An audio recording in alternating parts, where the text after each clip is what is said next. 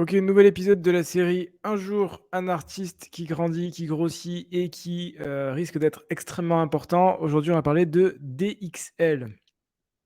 Pour faire un petit update sur ma carrière de marchand d'art à côté de ça, suite à ma vidéo d'hier, l'artiste m'a suivi, donc c'est plutôt bien. J'ai pas mal d'artistes qui commencent à me suivre sur Twitter, donc ça m'a l'air de prendre pas mal. Donc je continue. Comme vous le savez, les vraies vidéos sont en anglais. Ici, c'est juste pour le petit entraînement, et puis comme ça, vous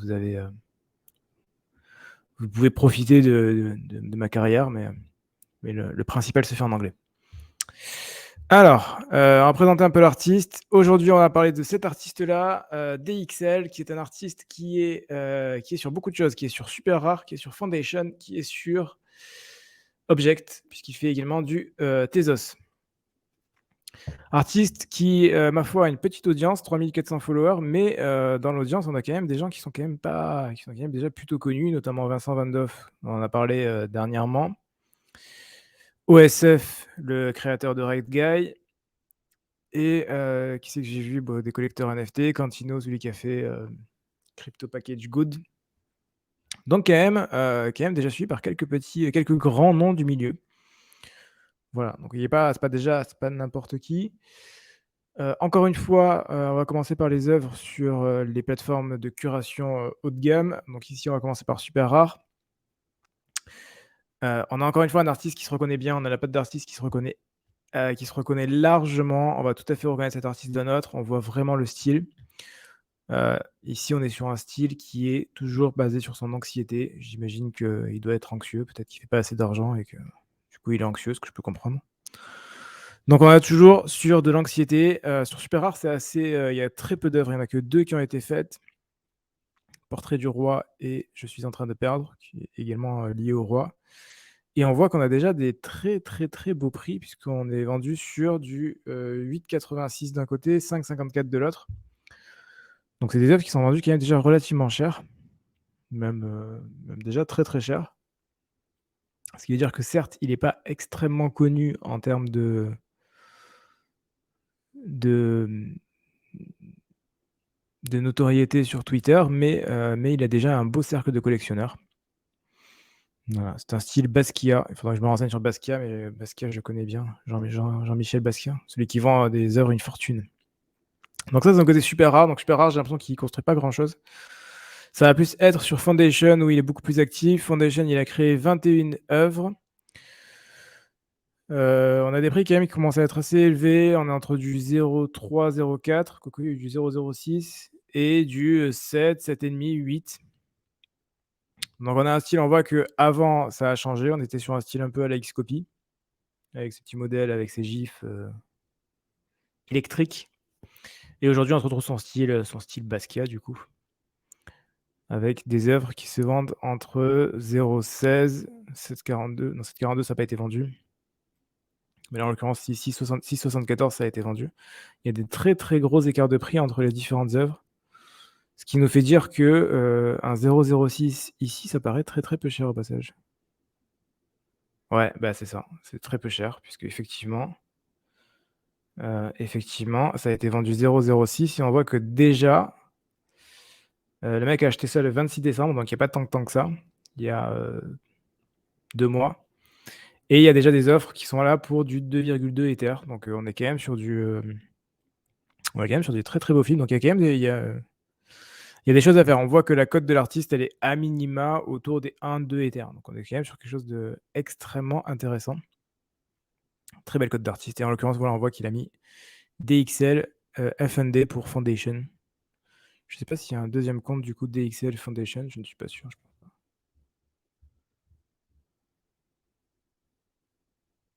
J'écris mal, c'est pas ouf. Foundation. Non, non, il y a que celui-là. Donc voilà, donc là on est sur la partie Foundation. Ensuite, encore une fois, il est également présent sur Tezos. Beaucoup de collections sur Tezos, beaucoup d'items, ce qui est normal, hein. En général, je suis perturbé. Je sais pas si c'est lui qui a fait ça ou si c'est, oui, je pense que c'est lui. Ouais, ce qui est normal, il y a beaucoup plus d'œuvres sur Tezos, c'est logique. Tezos, ça va plus être un lieu d'expérimentation. C'est là où on peut faire des choses beaucoup moins chères, on peut en faire beaucoup plus, on peut tenter beaucoup plus de choses. Donc c'est tout à fait cohérent qu'il expérimente beaucoup plus et sur lesquels on a des prix beaucoup moins élevés avec des supplies quand même beaucoup plus importantes. Ici, on voit, il fait des ça on est sur un je sais pas si on considère dérivative ou fan art, en tout cas de Ghost, GHXSTS, pour ceux qui connaissent. Je sais qu'il y a des fans dans l'audience. Donc ici, on est sur des œuvres qui ressemblent fortement à Ghost. Anxiety Disorder, où il a créé la collection, mais il n'a pas fait des choses. Et ici, on a Basky Bird. On sent qu'il est extrêmement inspiré de Basquiat, l'artiste. Et il a fait du coup les œuvres de chez Moonbirds en version Basquiat. C'est plutôt joli en vrai. Très sympa. Voilà. Donc du coup, c'est 40, 40, 42, 49. On est autour de 40, 40, 50 XTZ. Sachant que la XTZ, je crois que c'est à peu près $1. Regardons parce que je connais pas les prix. À jour sur les prix de XTZ. 1,22 $, donc ouais, c'est ça. On est autour des 50 $ pour l'œuvre. Donc c'est ça, on est clairement beaucoup sur pareil. On est toujours beaucoup moins cher sur Tezos, avec beaucoup plus de création et il va tenter beaucoup plus de choses. On voit inspiration Nightmare, inspiration Ghost, on va tenter des choses. Inspiration, enfin clairement inspiration Moonbirds, on va tenter des choses. Ici, on est pareil, on est plus sur un modèle Ghost. Et Teagles qui a l'air d'avoir rien à voir. Ouais, là on est plus sur un modèle Doodles. Ça fait beaucoup penser à Doodles avec toutes ces couleurs. C'est coloré, c'est mignon, c'est joli. Et on est sur des prix beaucoup plus faibles du coup. Ce qui est encore une fois tout à fait logique. Vous pouvez voir l'ensemble des collections sur OpenSea. Alors, il y a DXL Édition. Très peu cher au passage, DXL Édition. Avec 7 items, un floor qui est très faible, 0030 339, quand même 125 éthers de volume, c'est quand même pas dégueulasse. Et on voit que là, du coup, forcément, c'est moins cher puisqu'on n'est pas sur des one of one, on est sur des ici one of 405, one of 68, one of 20, one of 20, one of 9. Et en l'occurrence, celui qui est 98, c'est le plus cher, ce qui est pas forcément. Ah, Coco, ouais, il est à 0,65. Ouais, Coco aussi, c'est ça, c'est le plus cher. Donc on a quand même des collectionneurs qui sont plutôt Diamond Hands, avec des gens qui sont prêts à acheter à ce prix-là, puisqu'il y a déjà des offres à ce prix-là. Donc clairement, l'artiste est intéressant. Sans avoir une audience extrêmement forte, on voit qu'il est déjà plutôt bien implanté. Et on reconnaît tout à fait le style. Apparemment, c'est du style Basquiat. J'irai me renseigner sur Basquiat juste après la vidéo. Ça, c'est la partie DXL édition. Il y a la DXL V2 qui m'a l'air d'être ouais, il y a plusieurs items, c'est pareil. Plusieurs items, mais ça va être du 721. Du coup, ça va être plus compliqué à. J'espère qu'il y a des traits, sinon ça va être galère. Ah, il n'y a pas de traits. Ouais, c'est un peu dommage. Il n'y a pas de traits, donc du coup, il n'y a pas de properties. Du coup, c'est compliqué de savoir comment différencier les œuvres. Dans l'idée, j'ai l'impression qu'il y en a 3-4. Voilà, on sent qu'il manque un petit problème technique à ce moment-là, au démarrage, mais ça reste intéressant. Mais en tout cas, il n'y a pas les traits, ce qui rend un peu difficile la gestion des flores et la lisibilité là-dedans. Mais ce qui est également une opportunité si vous savez lire, si vous faites l'effort et si vous voulez aller chercher ceux qui sont potentiellement intéressants. Anxiety Disorders, qu'on retrouve ici. Pareil, on va retrouver plus ou moins le même style que ce qu'on a sur Foundation, sauf que ce n'est pas, encore une fois, c'est pas de one-on-one. On va être sur plusieurs éditions à chaque fois, avec des prix qui varient quand même assez largement, et notamment sur des œuvres où il y a des one-of 3, one-of 4. On est quand même sur des fleurs qui sont relativement élevées. Encore une fois, toujours le même style, on reconnaît largement le style de l'artiste. Toujours ce modèle dessin très coloré, très anxieux. Et enfin, la collection Cyberskulls. J'imagine que c'était ce qu'il y avait au tout début d'avant, où là, on est sur des choses qui sont vraiment différentes, des squelettes, des crânes. 7 items et encore une fois, c'est pareil. Il y a moins d'items ici, j'ai l'impression que c'était la première collection qu'il a fait. Créée en août 2022, non, c'est pas si vieux que ça. Et là, pour le coup, on est sur un modèle de collectible. La personne a un Discord, si vous voulez rejoindre, il y a un Discord qui existe, qui s'appelle DXL du coup. Vous avez des annonces, vous avez des choses qui se passent, vous avez des tweets. Donc la personne, elle est plutôt active et elle gère ça de manière, active. On voit d'ailleurs que c'est quand même assez actif aujourd'hui à 18h31, 17h48. Tout ça, c'est aujourd'hui, donc c'est quand même une communauté relativement active. 270 personnes dans le Discord, donc sans être non plus, démesuré, ça reste pas mal. Et enfin sur Twitter, on voit qu'encore une fois, il est très actif puisque ça, c'était il y a 3 heures. Et d'ailleurs, il y a 3 heures, il nous dit qu'il va lancer sa carrière sur Nifty Gateway Curated. Donc il sera maintenant désormais il a fait le triptyque, il a fait le trio gagnant, sur Super Rare, sur Foundation et désormais sur Nifty Gateway. Grâce à ses 2 collègues qu'on n'a pas le nom, mais qui l'ont supporté depuis le premier jour.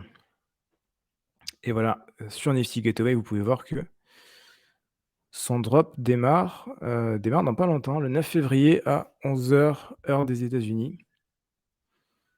Avec un petit burn, bien évidemment, pour rester dans la tendance. Voilà, il met l'ensemble de ses œuvres ici, $69, ce qui nous fait un petit 0,03 à peu près. À peu près dans les 0,03. Dans les 0,03 à l'œuvre, Open Edition, histoire de rester dans la tendance actuelle, avec du burn, avec tout ce qu'il faut. Voilà. Dans la partie Curated, en l'occurrence, en plus. Voilà, sur Twitter, on le voit qu'il est quand même assez actif. C'est toujours pareil, hein, le concept, c'est toujours d'être actif sur Twitter, de discuter avec les autres, de retweet, de collectionner les autres œuvres. Et on voit que c'est ce qu'il fait, voilà, Collected. Il va collectionner les œuvres des collègues, ici en l'occurrence Vic, en montre ses œuvres. Le petit Manifold, il a fait une open edition également, minté 324 items, ça il faut que je rajoute en anglais. PP problème, évidemment, histoire de rajouter un petit PP The Frog, être dans la tendance avec le checks qu'on reconnaît ici, tout en gardant son style. Pour trouver sur le secondaire, alors c'est une galère quand ils font ça, il n'y a pas...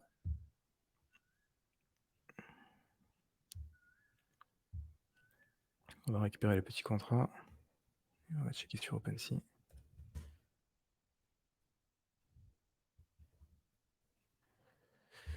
Voilà. Donc l'Open Edition est là. En fait, c'est DXL V2 l'Open Edition. Ok, je pense avoir compris. Donc l'Open Edition, c'était ça. Et il devait y avoir du burn. Et avec le burn, vous aviez les nouvelles œuvres, en l'occurrence celle-ci, You Are Not Ready, qui j'imagine, et celle-là, Nut House, qui j'imagine correspondait à un burn. Je me renseignerai un peu plus. Si vous voulez la réponse, vous pouvez aller voir la vidéo en anglais qui sortira un peu plus tard. Voilà, donc un Twitter très actif, encore une fois, 6 février, 7 février, il est toujours là, il est présent, il fait le taf. Ce qu'il faut faire. Il a respecté lui aussi le modèle d'Open Edition. Il a fait le taf. Très bien. Voilà, donc un artiste, ma foi, intéressant, qui vend déjà pas mal, qui vend déjà assez cher, même si ça reste relativement OK sur des œuvres qui ne sont pas des one of one. Mais sur des one of one qui commencent déjà à vendre très, très cher. Donc qui commencent déjà à être très connus. Même si son Twitter est relativement calme pour l'instant, donc ça reste quelqu'un d'intéressant et à surveiller.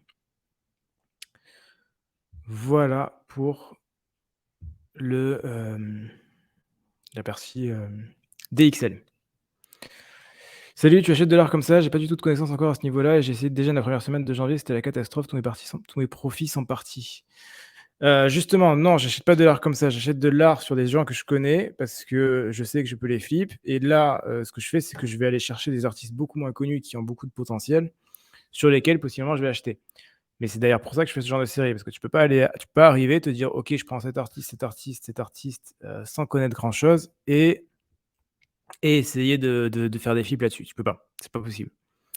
Surtout sur l'art. Sur des collectibles, tu peux à peu près et encore c'est compliqué, mais tu peux à peu près essayer d'aller choper la hype à droite à gauche et essayer de revendre ou alors tu vas sur OpenSea, tu prends les tendances, t'achètes, tu revends dans cas du momentum, ça peut le faire, mais sur de l'art, impossible. Donc tu es obligé d'aller justement, te renseigner, voir qui c'est, comment tu fais, ouais, complètement, complètement. D'où l'idée de faire, de la curation d'artistes et d'aller récupérer, d'aller voir qui sont les artistes intéressants. J'ai passé, avant de faire la vidéo là, tu me vois pas, mais j'ai passé beaucoup de temps à aller checker l'ensemble des artistes, voir ce qu'ils font, qu'est-ce qu'ils vendent, comment ils sont, est-ce qu'ils sont actifs sur Twitter, ce qui est le plus important?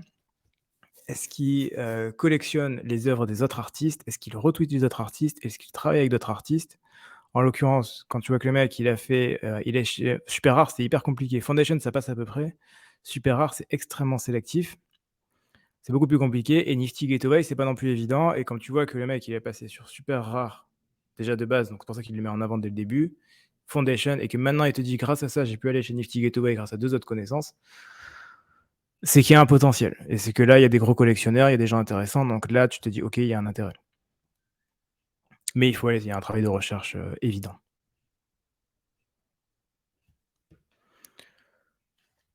OK, bon, bah, j'espère que ça vous a plu. On se retrouve, tout à l'heure pour un petit récap quotidien et demain pour la suite de Un jour un artiste, avec un nouvel artiste que je n'ai pas encore sélectionné. D'ici là, portez-vous bien, faites de l'argent et à la prochaine.